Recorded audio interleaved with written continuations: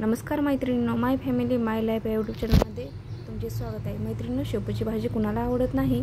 शेपूची भाजी ताजी मी बाजारातून घेतली आहे व तिला आता निवडून घेऊन स्वच्छ पाण्याने धुवून घेतली आहे। मैत्रिणींनो, पावसाळा सुरू झाला म्हणजे भाज्या भरपूर बाजारात उपलब्ध होतात। तसेच श्रावण महिन्यात शेपूची भाजी खायला खूपच छान लागते आणि तिचा वाससुद्धा खूप छान येतो। भाजी धुवून झाल्यानंतर मी तिला चाकूने असे बारीक चिरून घेतलेली आहे। बघा, अशा प्रकारे चिरून घेतली व थोडासा लसूण सोलून घेतला। आता देऊया फोडणी। कढई मी गॅसवरती ठेवली आहे व एक पळी तेल ओतून त्यामध्ये मी 4-5 कुड्या लसणाच्या टाकून लसूण चांगला तळेपर्यंत म्हणजेच लसणाचा वास येईपर्यंत लसूण तळू द्यायचा आहे व लसणाला कलर येईपर्यंत लसूण तसाच कढईमध्ये ठेवायचा आहे।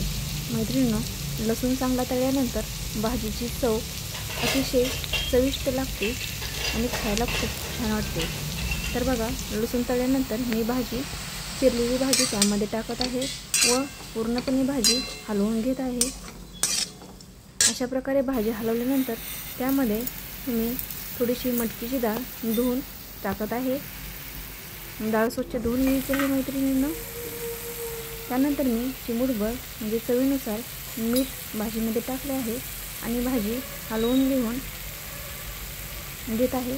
हलवून घेतल्यानंतर भाजीवरती ताट ठेवून भाजी झाकून ठेवायची आहे। मैत्रिणींनो, यामध्ये कसल्याही प्रकारचे पाणी ओतायचे नाही, त्यामुळे भाजीची चव बदलते। आता त्यावरती आपण ताट झाकूया। ताट झाकून आपण 5 मिनिटासाठी ठेवलं आहे। आता 5 मिनिटानंतर आपण परत भाजीचं वरचं ताट उघडायचं आहे आणि भाजी हलवून घ्यायची आहे। अशा प्रकारे भाजी हलवल्यानंतर पुन्हा एकदा आपण 5 मिनिटासाठी ताट ठेवायचं आहे त्याच्यावरती। मैत्रिणींनो, अशा प्रकारे शेपूची भाजी आणि मस्त अशी गरमागरम जर भाकरी खाल्ली तर पोट भरून जेवण केल्यासारखं वाटतं आणि खूप छान लागते। मैत्रिणींनो, या दिवसामध्ये लागते। त्यानंतर मी 4-5 मिरच्या मिक्सरला बारीक करून घेतल्या व त्यामध्ये टाकल्या आहेत, कारण की मिरच्यांमुळे भाजीला चव छान येते। बघा, अशा प्रकारे हलवून घेऊन परत 5 मिनिटासाठी मी ती कढईमध्ये ठेवले आहे। त्यानंतर मी शेंगदाण्याचे कूट टाकून भाजी हलवून घेत आहे।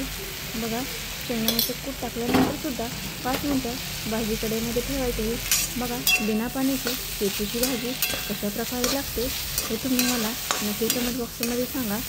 बघा, किती छान अशी तुम्ही टिफिनला मुलांना खायला किंवा घरामध्ये सुद्धा रोज खायला सुद्धा छान वाटते। बघा, तुमच्यासाठी सुद्धा ही भाजी खूप छान आहे। जर तुम्हाला व्हिडिओ आवडले तर व्हिडिओला लाईक करा, शेअर करा आणि सबस्क्राईब करा।